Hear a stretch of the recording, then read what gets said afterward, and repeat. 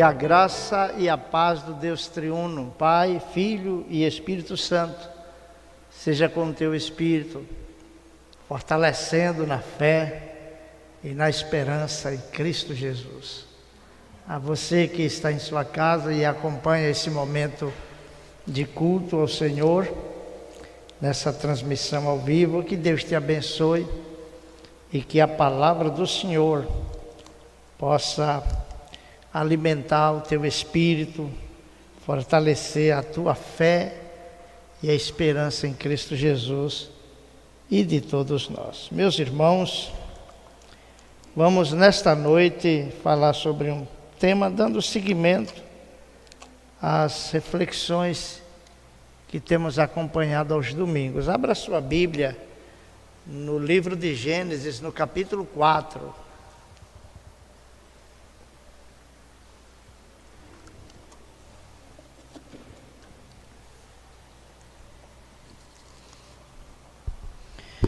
Gênesis capítulo 4,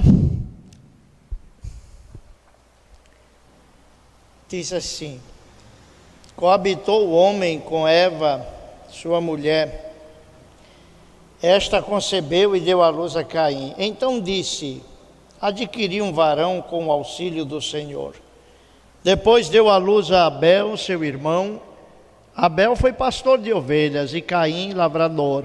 E aconteceu que no fim de uns tempos trouxe Caim do fruto da terra uma oferta ao Senhor. Abel, por sua vez, trouxe das primícias do seu rebanho e da gordura deste. Agradou-se o Senhor de Abel e de sua oferta, ao passo que de Caim e de sua oferta não se agradou. Irou-se, pois, sobremaneira Caim e descaiu-lhe o semblante. Então lhe disse o Senhor: por que andas irado? E por que descaiu o teu semblante? Se procederes bem, não é certo que serás aceito. Se todavia procederes mal, eis que o pecado jaz à porta. O seu desejo será contra ti, mas a ti cumpre dominá-lo. Disse Caim a Abel, seu irmão: vamos ao campo. E estando eles no campo, sucedeu que se levantou Caim contra Abel, seu irmão, e o matou. Disse o Senhor a Caim: onde está Abel, teu irmão? Ele respondeu: não sei, acaso sou eu tutor do meu irmão? E disse Deus: que fizeste? A voz do sangue do teu irmão clama da terra a mim. És agora, pois, maldito por sobre a terra, cuja boca se abriu para receber de tuas mãos o sangue de teu irmão. Quando lavrares o solo, não te dará ele a sua força. Serás fugitivo e errante pela terra. Então disse Caim ao Senhor: é tamanho o meu castigo que já não posso suportá-lo. Eis que hoje me lanças da face da terra, e da tua presença hei de esconder-me. Serei fugitivo e errante pela terra. Quem comigo se encontrar me matará. O Senhor, porém, lhe disse: e assim qualquer que matar a Caim será vingado 7 vezes. E pôs o Senhor um sinal em Caim, para que eu não ferisse de morte quem quer que o encontrasse. Retirou-se Caim da presença do Senhor e habitou na terra de Nod, ao oriente do Éden. E habitou Caim com sua mulher. Ela concebeu e deu à luz a Enoque. Caim edificou uma cidade e lhe chamou Enoque, o nome de seu filho. A Enoque nasceu-lhe Irade, Irade gerou a Meljael, Meljael a Metusael e Metusael a Lameque. Lameque tomou para si 2 esposas. O nome de uma era Ada e a outra se chamava Zilá. Ada deu à luz a Jabal. Esse foi o pai dos que habitam em tendas e possuem gado. O nome de seu irmão era Jubal. Esse foi o pai de todos os que tocam harpa e flauta. Zilá, por sua vez, deu à luz a Tubal-Caim, artífice de todo instrumento cortante de bronze e de ferro. E a irmã de Tubal-Caim foi Naamá. E disse Lameque às suas esposas, Ada e Zilá: ouvi-me, vós mulheres de Lameque, escutai o que passo a dizer-vos. Matei um homem porque ele me feriu, e um rapaz porque me pisou. 7 vezes se tomará vingança de Caim e de Lameque, porém 70 vezes 7. Tornou Adão a coabitar com sua mulher, E ela deu à luz um filho, a quem pôs o nome de Sete, porque disse ela: Deus me concedeu outro descendente em lugar de Abel, que Caim matou. A Sete nasceu-lhe também um filho, ao qual pôs o nome de Enos. Daí se começou a invocar o nome do Senhor. Capítulo 6 de Gênesis, versos 1 até o 4, diz assim, o 5. Como se foram multiplicando os homens na terra, e lhes nasceram filhas, vendo os filhos de Deus que as filhas dos homens eram formosas, tomaram para si mulheres, as que dentre todas mais lhe agradaram. Então disse o Senhor: o meu espírito não agirá para sempre no homem, pois este é carnal, e os seus dias serão 120 anos. Ora, naquele tempo havia gigantes na terra, e também depois, quando os filhos de Deus possuíram as filhas dos homens, as quais lhe deram filhos. Esses foram valentes varões de renome na antiguidade. Viu o Senhor que a maldade do homem se multiplicara na terra, e que era continuamente mal todo o desígnio do seu coração.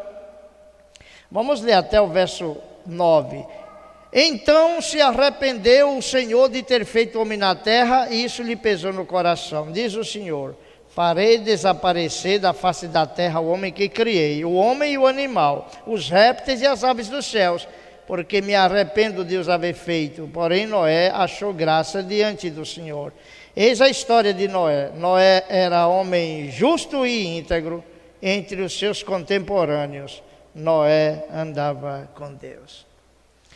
Querido Senhor, nós te agradecemos por ter nos dado a revelação do Senhor, a Bíblia Sagrada, estes 66 livros que são a palavra do Senhor, para nos ensinar sobre a história da redenção, que o Senhor relata para nós, através dos homens que o Senhor escolheu, para, inspirados pelo Espírito Santo, escrever essas verdades que acabamos de ler. Ilumina os nossos corações para entendermos Tua palavra, e nos dá graça para vivermos, Pai, no temor do Senhor, em santidade de vida, honrando o nome do Senhor, o Evangelho de Cristo Jesus, a obra redentora de Jesus Cristo. E faça de cada um de nós pessoas segundo o Teu coração, em nome de Jesus. Amém.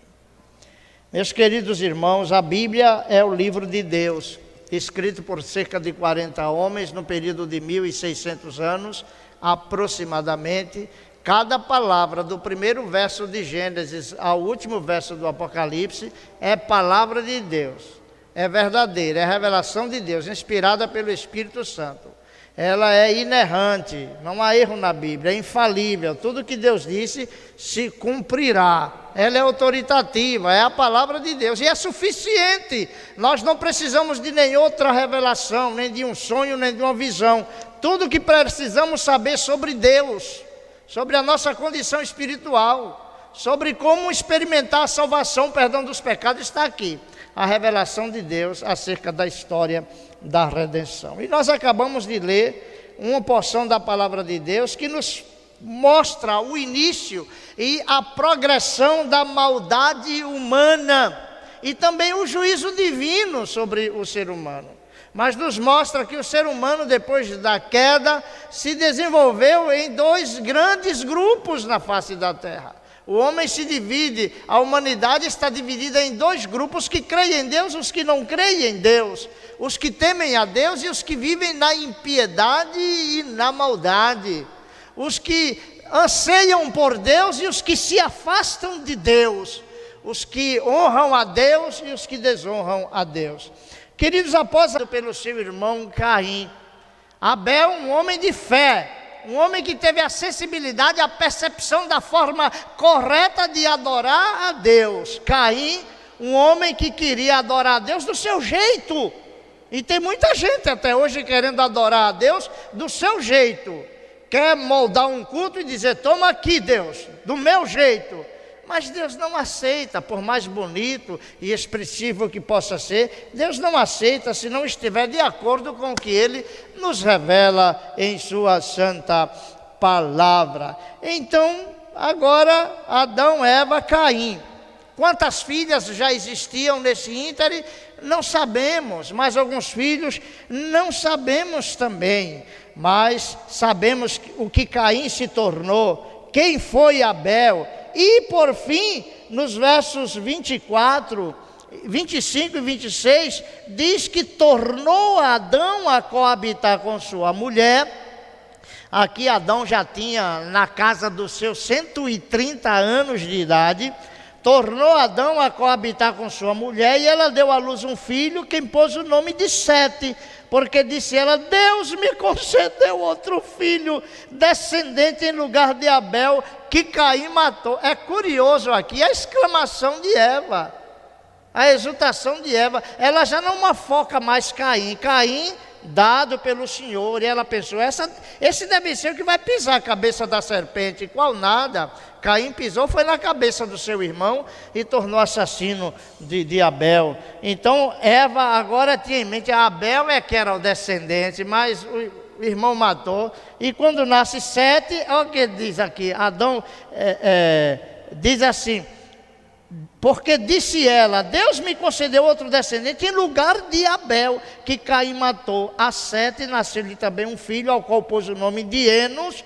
Daí se começou a invocar o nome do Senhor. Enquanto eu meditava nesses primeiros capítulos de Gênesis, eu fiquei pensando comigo: por que não há relato de que antes se invocara o nome do Senhor, que Adão tenha construído um altar para adorar a Deus? Será que houve um tipo de intimidação, um freio na devoção a Deus, por conta daquela tragédia na família, por causa daquele assassinato? Não, a Bíblia não dá detalhes, mas o fato é que a partir de Enos se começou a invocar o Senhor.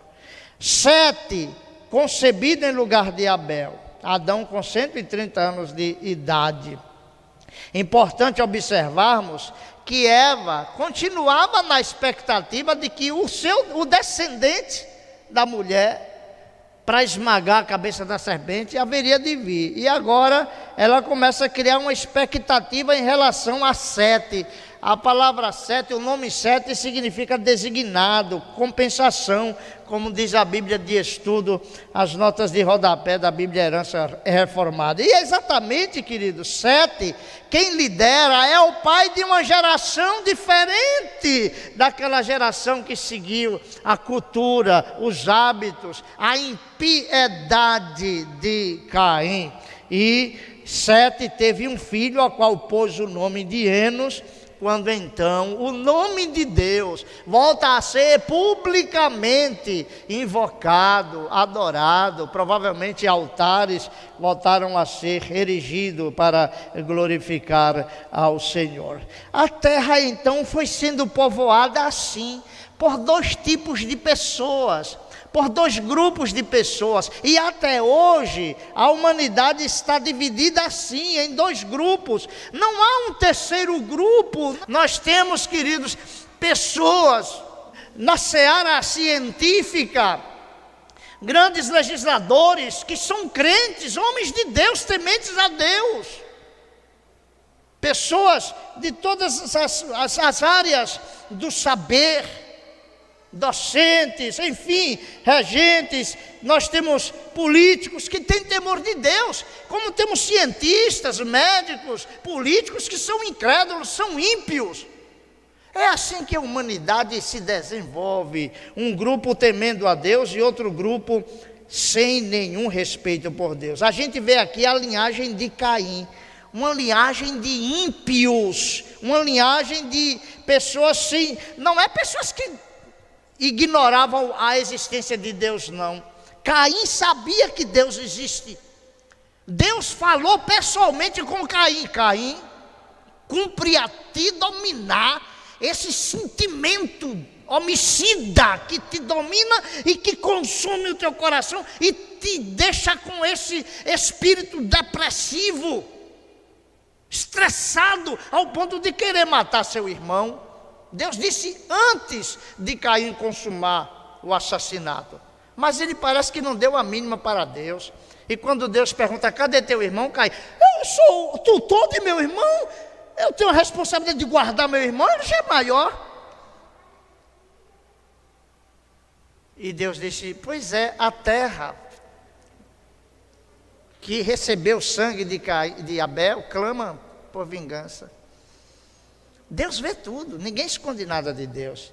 E aí diz a Escritura no versículo 16, que depois do homicídio consumado, Caim retirou-se, não só da terra onde seu pai Adão e sua mãe Eva habitavam, mas retirou-se da presença de Deus. E ele se tornou o pai de uma geração de ímpios. Com a queda dos primeiros pais, a humanidade então é assim, qualificada como os que temem a Deus e os que não temem a Deus. E Caim e Abel preconizam essa distinção entre os seres humanos. Caim, assassino; Abel, um homem de fé. Abel morreu, nasce Sete. E quando a gente lê da linhagem de Caim, veja o verso 19, olha, começa a surgir uma geração de gente sem compromisso com a família, polígamos, já quebrando aquele princípio original que Deus estabeleceu sobre a família. Um homem, uma mulher, a monogamia, a relação entre um homem e uma mulher diante de Deus. E agora o Lameque, que é um dos descendentes, talvez um trineto, coisa assim, de Caim, ele toma para si duas esposas, duas mulheres, Ada e Zilá. E ele segue as pegadas exatamente do seu pai, vai reproduzindo a malignidade e a crueldade do seu pai, se tornou um assassino gratuito. Olha o que diz o versículo 23. Lameque disse para as esposas dele: ouça o que eu digo. Criou até um poema, ironizou a vida. Ironizou, quer dizer, banalizou os relacionamentos com o ser humano e tornou a vida algo vulgar, como se o homem tivesse o direito de tirar a vida do outro. Ouça o que eu digo, vocês mulheres de Lameque. Criou essa canção. Como disse o reverendo Nicodemos, em um dos seus sermões sobre Gênesis, até parece que aproveitou aqueles instrumentos musicais que os filhos de Caim construiu e fez um poema para enaltecer o seu comportamento assassino. Ouçam, mulheres, o que eu digo. Vocês, mulheres de Lameque, escutem o que passo a dizer. Matei um homem porque me feriu, e um jovem porque me machucou. Ele extrapolou os limites de qualquer senso de justiça. No mínimo, se revidasse a altura, olho por olho, dente por dente, mas ele assassinou, ele matou friamente duas pessoas. Talvez aquele tipo de lesão que Lameque sofreu não foi tão significativamente assim, ao ponto de justificar aquele assassinato. Então, queridos, eles cresceram, essas descendências, essa geração de Caim, na impiedade. E aí, no versos 5 de Gênesis, diz a Bíblia que o Senhor viu que a maldade das pessoas havia crescido de tal forma, ao ponto de multiplicar-se na terra, e que todo o desígnio do coração deles era continuamente mal. E nos versos 11 e 12 do capítulo 6 de Gênesis diz: a terra estava corrompida à vista de Deus e cheia de violência. Deus olhou para a terra e eis que estava corrompida, porque todos os seres vivos haviam corrompido o seu caminho na terra. Isso é uma consequência, esse fermento podre, queridos, essa ramagem espinhosa que envenenou a humanidade. Quando a gente observa aqui no capítulo 6, início do capítulo 6, os filhos de Deus começaram a casar-se com as filhas dos homens, com os filhos de Sete, os descendentes de Sete, casando-se com os descendentes de Caim, começaram a absorver aquela cultura pagã, talvez idólatra, promíscua, sem nenhum limite, e foram aprendendo os caminhos errados. Mas é importante a gente lembrar que não foi só a linhagem de Caim que se desenvolveu na terra, mas a linhagem de uma geração de pessoas que temiam a Deus. Também se desenvolveu a partir de Sete, o filho que nasceu em lugar de Abel. Irmãos, a linhagem dos piedosos é contado aí por algumas personalidades longevas. Às vezes você escuta, o quê? Adão viveu 930 anos, Sete viveu 912, Enos viveu 905, Cainã viveu 910, Malael viveu 895, Jared viveu 962, Enoque 365 e Metusalém, o homem mais velho, 969. O pai de Noé, Lameque, viveu 777 anos e Noé viveu 950 anos. Reis longevos. Quando você lê algumas literaturas falando das lendas egípcias, gregas, até da China, essas culturas também traz algumas informações sobre reis longevos, alguns que viveram até 10.000 anos. É uma narração do que Gênesis conta de uma forma até deturpada, mas há um eco na cultura pagã dessas verdades aqui ensinadas nas Escrituras Sagradas. E Adão gerou a Sete, que por sua vez gerou a Enos, Cainã, Malalel, Jared, Enoque, Metusalém, Lameque e Noé. Mas sobre eles, leiam o capítulo 5, meus irmãos, todos eles viveram quase 1000 anos, mas todos eles morreram, porque o salário do pecado é a morte. Queridos, o pecado introduziu a morte na vida humana. Gênesis começa com a criação, começa com a criação do homem à imagem e semelhança de Deus, uma vida linda. Mas Gênesis, no seu último versículo, ele encerra fechando um caixão com o corpo ali de José, embalsamado, para quando Israel saísse do Egito, conforme a promessa de Deus, conduzisse o corpo de José para sepultar na terra que Deus prometeu a Abraão. Irmãos, Enoque foi o 7º depois de Adão, mas presta atenção, nos dias de Enoque, Adão estava vivo, e possivelmente tenha conversado e contado toda a história para Enoque. Lameque é pai de Noé, meus irmãos. Lameque, na sua maturidade, conversou com Adão. Então todos esses ensinos de Gênesis, ele foi passado de Adão para Caim, que pouca importância Deus deu, para Sete, que por sua vez contou para os seus descendentes, e Noé reuniu todas essas informações e levou consigo, em um cajado, em um tijolo, não se sabe. As culturas, como persa, relata de escritos, de livros que os reis longevos liam antes do dilúvio. Então não vamos imaginar que não havia uma cultura e tampouco havia um desenvolvimento tecnológico antes do dilúvio. Havia. Você acha que Noé construiu aquele imenso barco de quase 140 metros de comprimento, uns 14 metros de largura ou mais, uns 13 de altura, como? Uns 23 de largura? Tinha um conhecimento científico, uma engenharia. Esses homens, portanto, deixaram algum tipo de registro, e Noé levou consigo essas informações. E essa geração, queridos, de Sete, aprenderam sobre Deus, que Deus é real, é digno da honra, glória e louvor e da nossa obediência.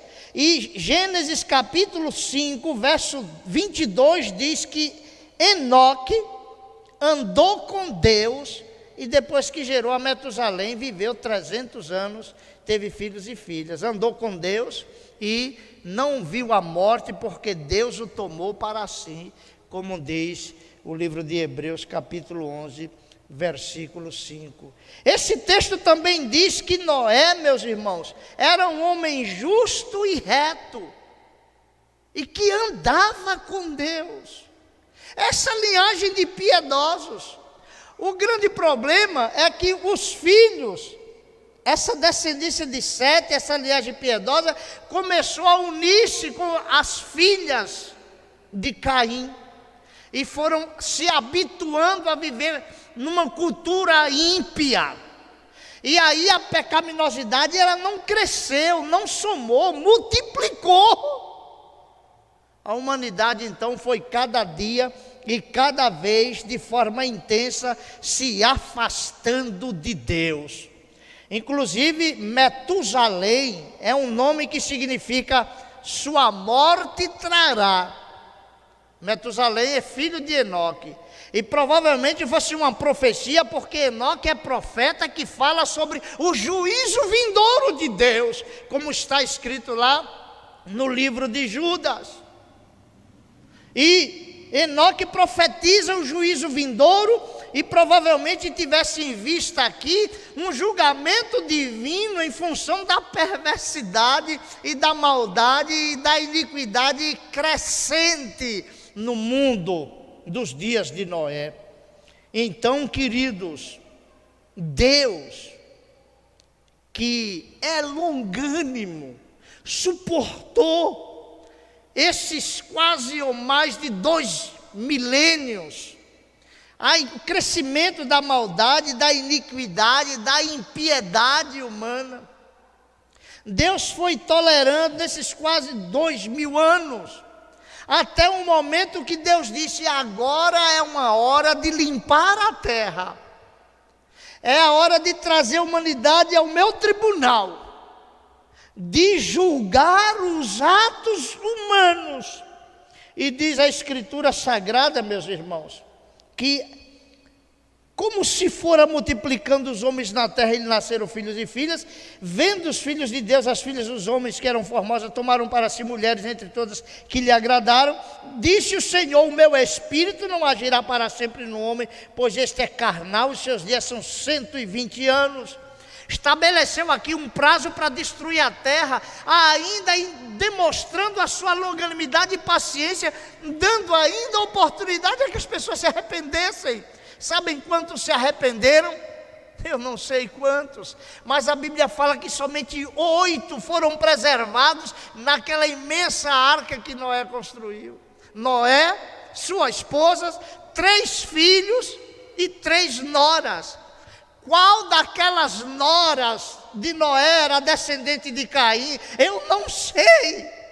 Mas a maldade não apenas foi levada na arca, na vida de Cã, por exemplo, o filho mais novo de Noé, mas no coração do ser humano. Porque não é o dilúvio que elimina o pecado está no coração do homem.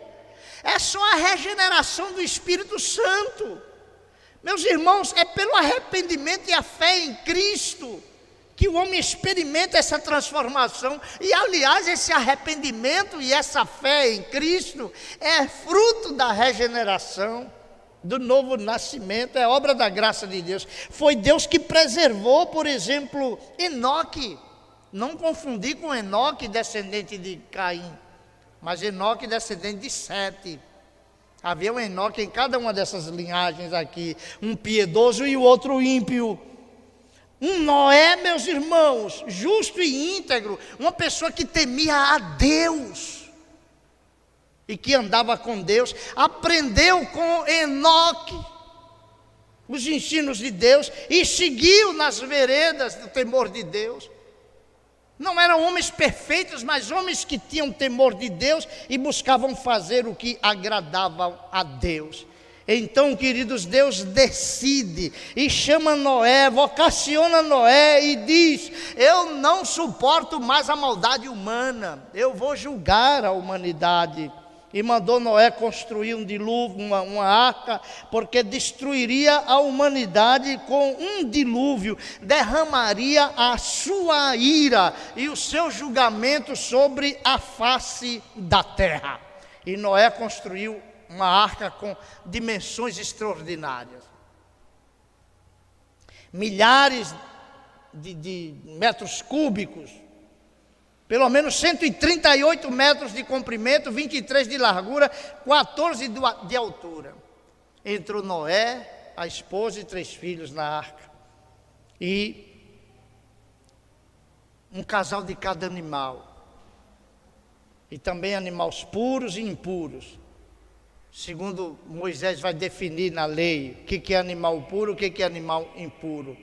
E Deus mandou uma chuva. Imagine você, meus irmãos, ver um cidadão construindo uma arca num deserto, por exemplo, em um contexto em que nunca se viu chuva, não chovia. Os estudiosos dizem que é muito provável nunca ter caído uma gota d'água da criação até o dilúvio, porque o que regava a terra era um vapor que subia da terra, como diz capítulo 2 de Gênesis. E agora vem um cidadão pregando: Deus destruirá o mundo com um dilúvio, Deus mandará uma chuva sobre a face da terra que vai inundar a terra. Arrependam-se, mudem de conduta, peça a Deus perdão e quem sabe Ele mudará a vossa sorte. E as pessoas, como moucos, tapavam os ouvidos para não ouvir Noé. Mas Noé é chamado, meus irmãos, em 2 de Pedro 2,5, de pregoeiro da justiça. E ele, Deus, julgou o mundo antigo, mas poupou e preservou Noé, que é chamado ali de pregador da justiça, e derramou a sua ira sobre a face da terra. Imagine aquela humanidade, irmãos, olhando aquele barco enorme e dizendo: que perda de tempo. Exatamente como a humanidade diz hoje para a igreja. Eu alegrei meu coração quando sentado ali, ainda que um número pequeno, mas vendo este número de irmãos aqui. Vêm, inscreveram-se, cadastraram-se, para não perder esse lugar onde está, para dedicar essa hora e meia ao louvor e adoração a Deus, porque vocês creem que há um Deus nos céus e que vai julgar o mundo inteiro, e que em Cristo Ele te salvou e perdoou dos teus pecados. Você não veio aqui para uma diversão, aqui não é um circo, aqui não é um lugar de entretenimento, não é um parque, é um templo dedicado ao culto a Deus. E o que é que vocês vêm fazer aqui? Adorar a esse Deus que vocês creem que existe, que nos deu a Bíblia como a sua revelação, como a sua verdade, queridos, inerrante, infalível. A igreja continua dizendo isso: Deus existe. Ele amou o mundo de tal maneira que deu seu Filho unigênito para os que nele creem não pereçam, mas tenham a vida eterna. E alguns da multidão dizem: olha, eu sou um pecador, eu me arrependo, eu creio nesse Cristo e quero viver para a sua glória. E Deus vai convertendo alguns de milhares, e outros olham para você e zombeteia, ridiculariza a sua fé, anarquiza a tua esperança em Deus e zomba da tua fé e da tua crença, da Bíblia que você crê, e diz: você é um bobo, você está perdendo o seu tempo, você está perdendo a sua vida. Não era algo diferente que diziam para Noé: Noé, tu é tolo, me dá isso aí para eu fazer lenha, para fazer churrasco, para as orgias que eles praticavam. E Noé, persistentemente, acreditando nas ameaças que Deus fez, no juízo que Deus prometeu mandar sobre a terra, construiu a arca. Entrou ele, sua família e os animais, e o próprio Deus fechou a porta da arca por fora. Noé não podia sair, e nem os de fora poderiam entrar. Por isso Jesus disse: a porta está aberta, entra, creia em Cristo, porque virá o tempo em que essa porta se fechará. A porta dá oportunidade para que você se arrependa e creia em Cristo Jesus.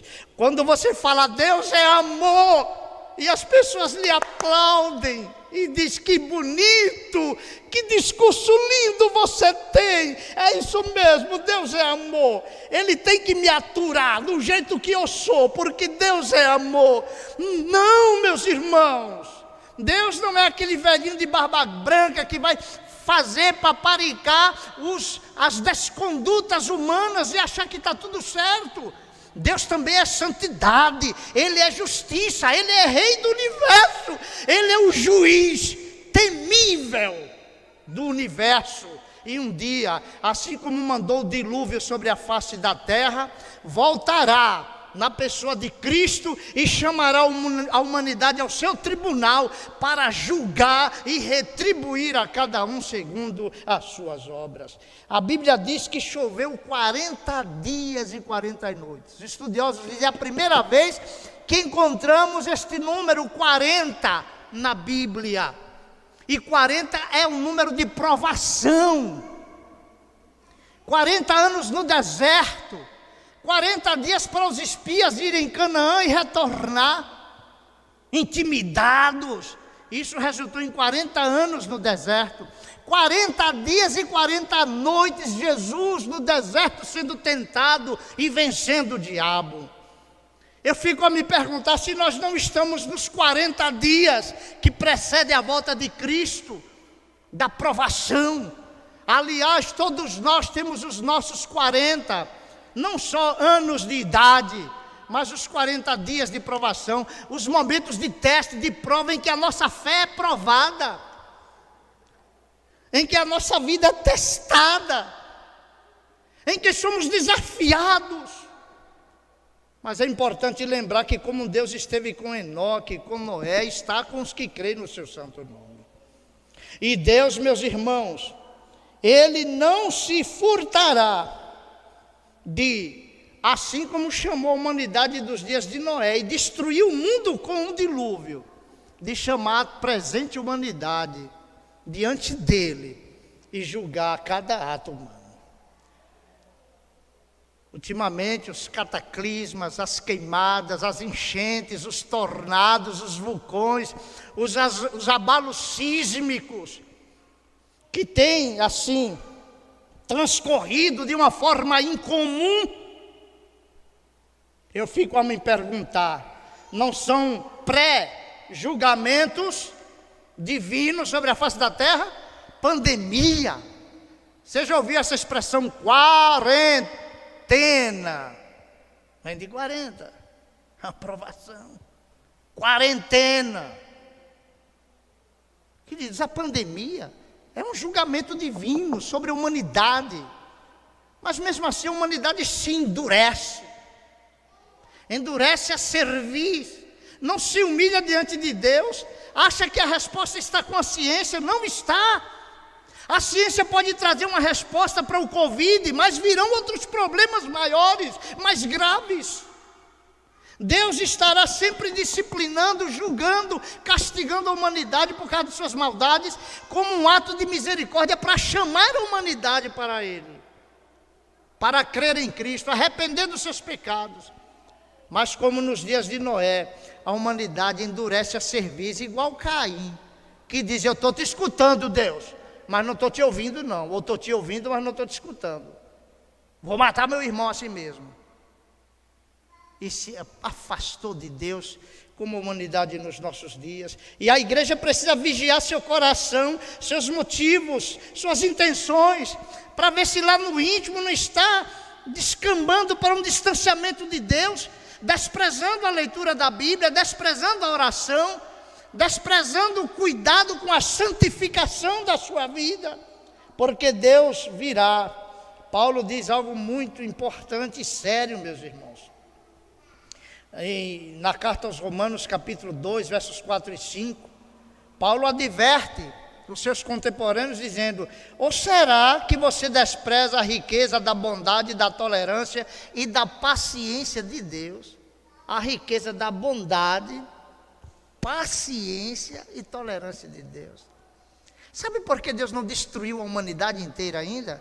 Porque Ele é bondoso, paciente e tolerante, dando tempo a que as pessoas se arrependam das suas maldades. E Paulo prossegue, ignorando que a bondade de Deus é que leva você ao arrependimento, mas, por ser teimoso e ter um coração impenitente, você acumula contra si mesmo ira para o dia da ira e da revelação do justo juízo de Deus.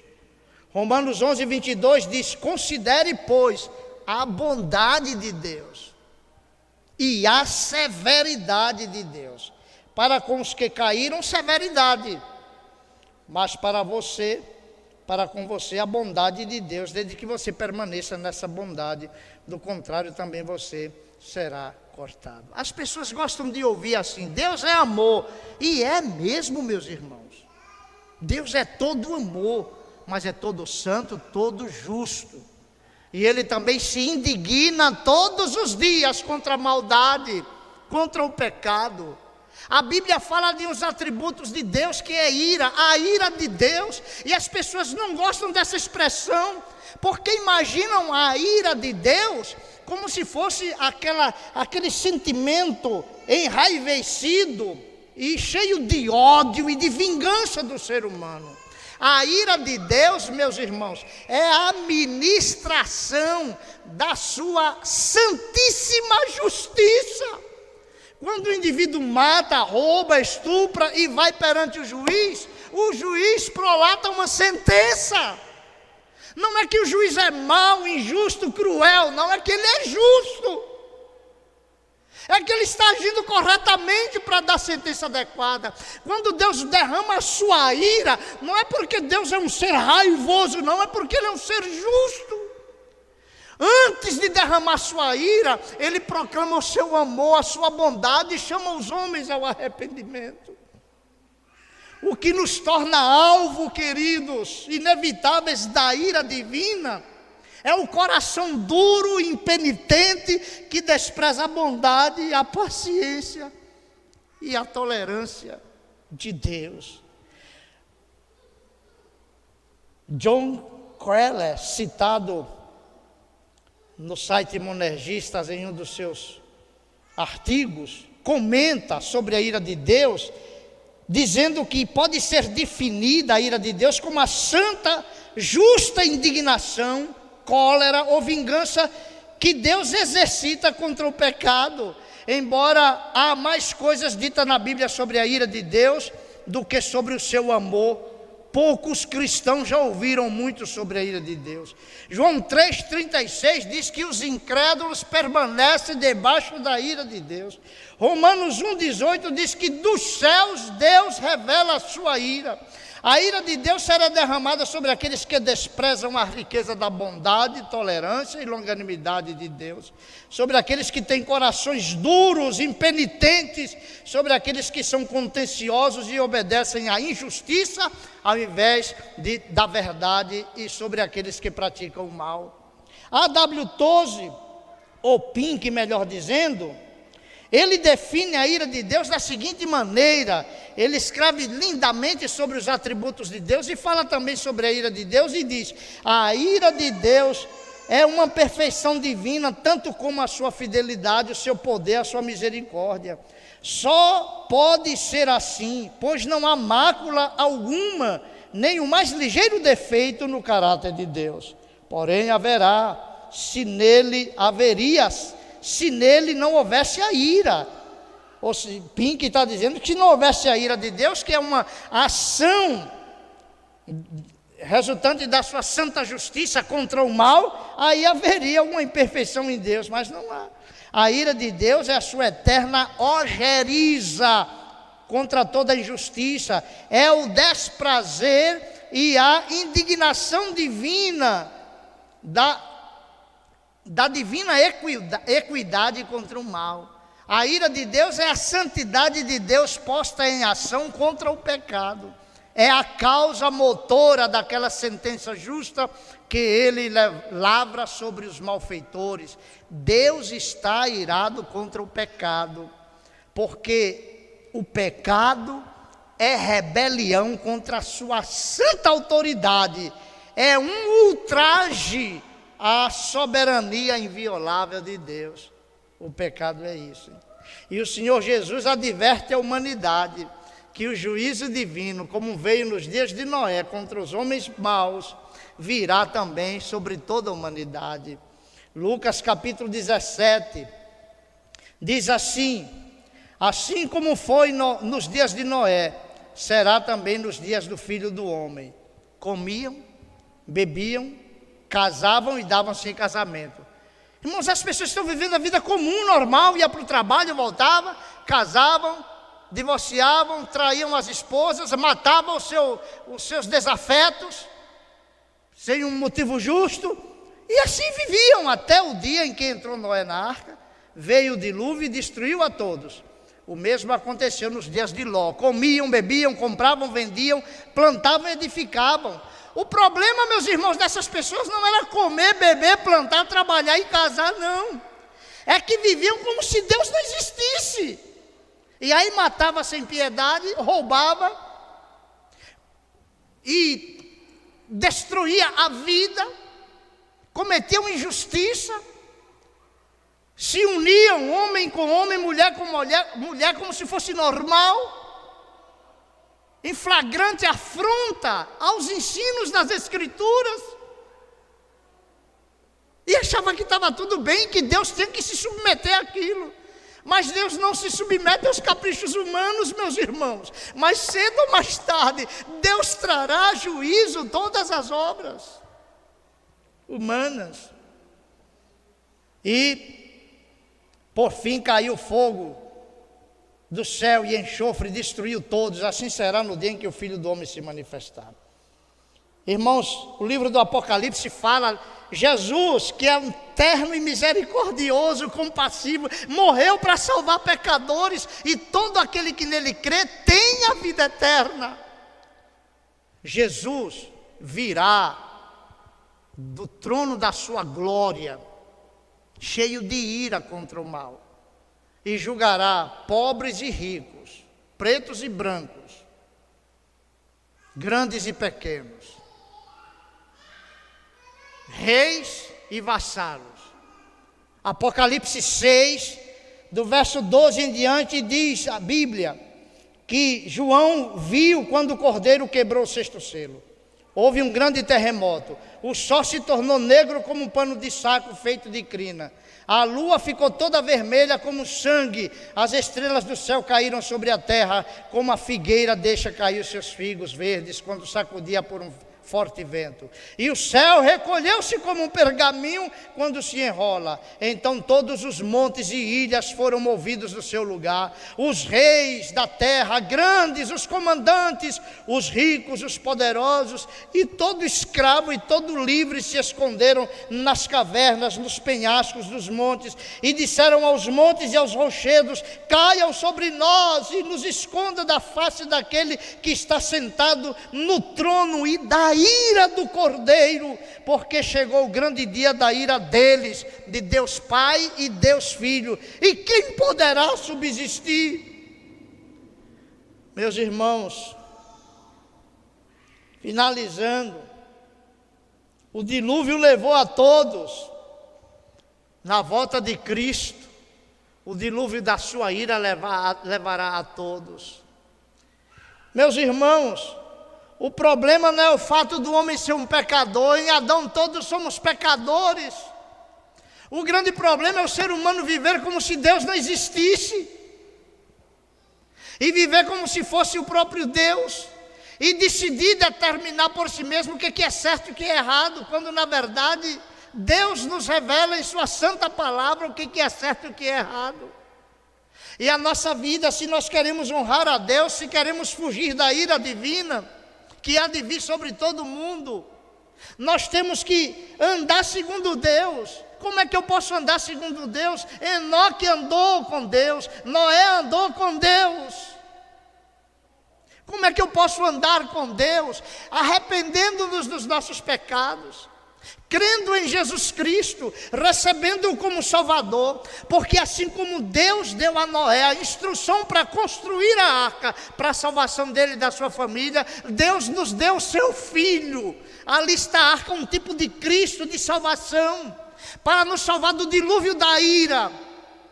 É verdade que Deus fez uma aliança com Noé e nunca mais destruiria o mundo com o dilúvio, mas Deus jamais disse que isentaria a humanidade de comparecer perante o seu trono para enfrentar sua indignação contra o pecado. Somente os que entraram na arca foram salvos. Hoje, só serão salvos da ira de Deus aqueles que estiverem unidos a Cristo pela fé. Não são aqueles que são perfeitos, não são aqueles que simplesmente têm uma religião, mas aqueles que se arrependem dos seus pecados e creem em Cristo e o recebem como seu Salvador. Assim como Noé e sua família entraram na arca, e o restante da humanidade, há uma tradição que diz que cerca de 25 milhões de pessoas foram submergidas com as águas do dilúvio. Isso é equivalente à população de São Paulo 2 vezes. E para aquela época, 4,5 mil anos atrás, é muita gente. Era muita gente. Hoje nós somos 7 bilhões e 200 milhões de habitantes na face da terra. E cada um comparecerá diante de Deus para dar conta da sua vida. Todos são pecadores e merecedores da ira divina. Mas Deus, como é bondoso, Ele é paciente, tolerante. Ele é rico em misericórdia. E por causa do amor com que amou a humanidade, enviou seu Filho para tomar sobre si a ira que nós merecíamos.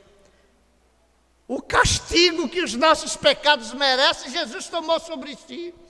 O inferno, que é nosso por direito, que nós merecemos por causa da nossa pecaminosidade, Jesus enfrentou e o sofreu por nós, para que todo que nele crê não pereça, mas tenha vida eterna. Lembre-se que depois de Adão, a humanidade seguiu 2 grupos: a linhagem de Caim, a linhagem de Sete, uma linhagem de ímpios e uma descendência de piedosos. E a humanidade continua assim até os nossos dias e até a volta de Cristo Jesus.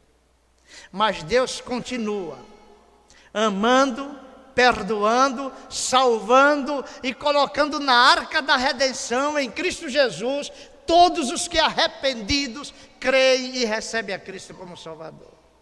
Portanto, amados, é certo que como o dilúvio veio sobre a descendência de Noé, o juízo virá sobre toda a humanidade.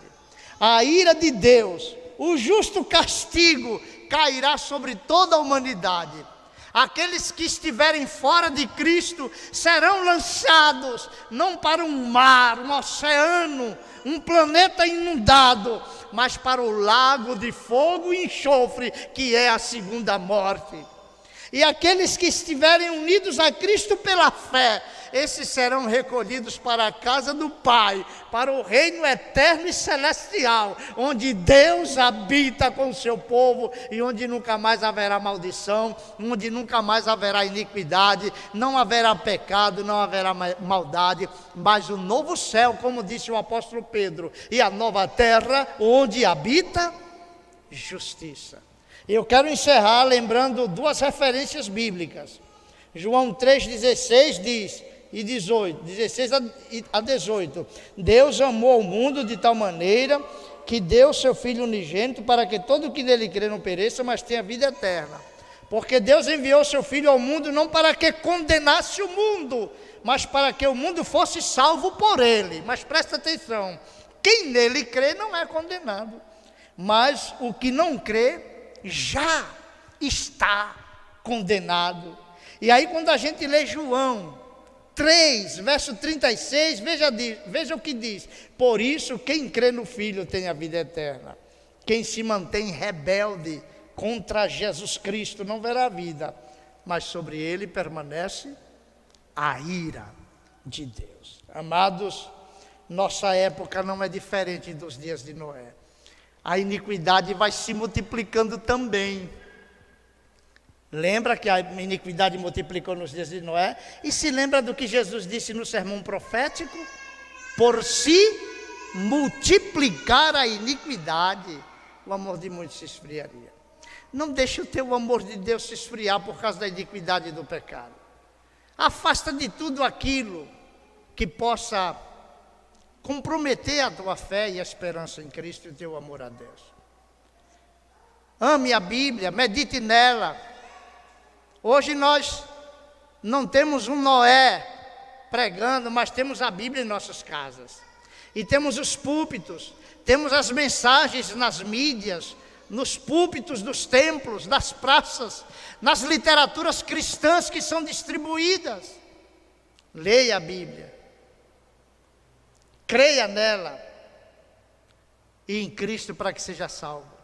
Pratique para que seja salvo e medite nela para que você seja sábio e viva segundo o coração de Deus e possa ser contado no número daqueles que temem a Deus e que serão levados para a glória eterna, o reino celestial, e não daqueles que serão lançados no lago de fogo e enxofre. Que Deus nos abençoe e que a sua maravilhosa graça nos fortaleça, que a nossa fé ganhe músculos, se fortaleça com o estudo da palavra de Deus e com uma vida de oração e da comunhão cristã, especialmente da nossa comunhão com Deus. Vamos orar, queridos, de pé, falemos com Deus. Senhor, nós te louvamos e te bendizemos, porque embora o pecado tenha entrado na nossa história, nós somos descendentes de Adão e Eva, e trazemos em nossa natureza a corrupção original. Nós te glorificamos porque, apesar da nossa incapacidade de nos salvarmos, o Senhor enviou o teu Filho amado, Cristo Jesus, que morreu na cruz por nossos pecados, para fazer a propiciação e a expiação por nossos pecados, para que, crendo no seu santo nome, Jesus, tenhamos o perdão e a vida eterna. Bendito seja o teu nome, porque és Deus amoroso, bondoso, paciente, longânimo, santo, justo, ainda que te indignes e te ira contra o pecado, mas a tua misericórdia e a tua bondade perdoa, salva e guarda e sela com o Espírito Santo da redenção, para o dia da redenção, todos aqueles que creem no teu amado Filho Jesus. Abençoe o teu povo aqui reunido, aqueles que de suas casas acompanham a reflexão da tua palavra, e que o Senhor os abençoe com graça. Converta aqueles que ainda se debatem na dúvida, Senhor, e preserva aqueles que o Senhor resgatou em Cristo Jesus, por meio da proclamação da tua santa palavra. Nós oramos com gratidão em nome de Jesus, nosso Deus e Salvador.